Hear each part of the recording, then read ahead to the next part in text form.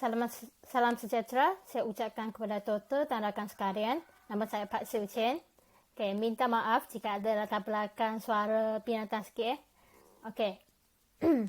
Bagi tugasan minggu yang ke-6, kami diminta untuk menghasilkan satu video yang berdurasi 3 hingga 4 minit yang berkaitan dengan progres, iaitu perkembangan projek kumpulan kita.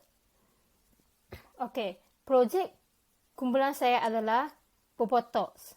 Dalam projek ini, saya berperanan sebagai seorang programmer.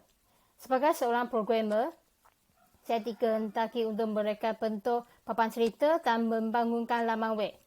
Dalam tugas mereka bentuk papan cerita ini, saya telah mengumpul banyak maklumat, banyak rujukan website-website yang berkualiti dan menarik pengguna.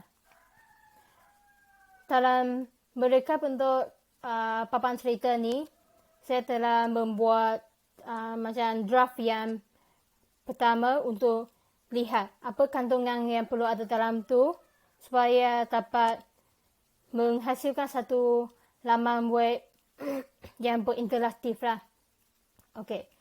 Dalam proses menghasilkan papan cerita ni, saya sentiasa mendapatkan pendapat daripada ahli kumpulan supaya jika ada berlaku kesalahan ataupun penambahbaikan, saya akan ubah terus supaya papan cerita yang nanti kami tunjuk kepada orang lain adalah berkualiti. Okey. Sebagai seorang programmer juga, saya telah mendapatkan rujukan website untuk ahli kumpulan juga. Sebab dalam website tu yang berkualiti, dia ada menunjukkan cara membuat video, lepas tu cara mengambil gambar dengan berkualiti. Iaitu dia tak sesuka hati untuk paparkan video ataupun gambar itu sahaja.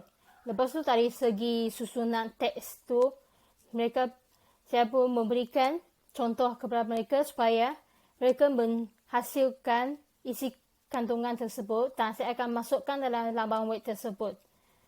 Okey. Untuk yang peranan ini, hari itu kumpulan kami telah membentangkan papan cerita yang telah dihasilkan kepada doktor dan melalui komen-komen semua tu, saya masih dalam proses untuk membaiki papan cerita supaya sebab komen-komen daripada doktor ataupun rakan kelas itu merupakan semua komen pengguna. Jadi saya dengar mereka bentuk balik lagi, membaiki balik papan cerita tersebut supaya ia boleh memenuhi semua cita rasa pengguna. Okey, itu sahaja progres bagi peranan tugas saya sebagai programmer dalam projek ini. Sekian, terima kasih.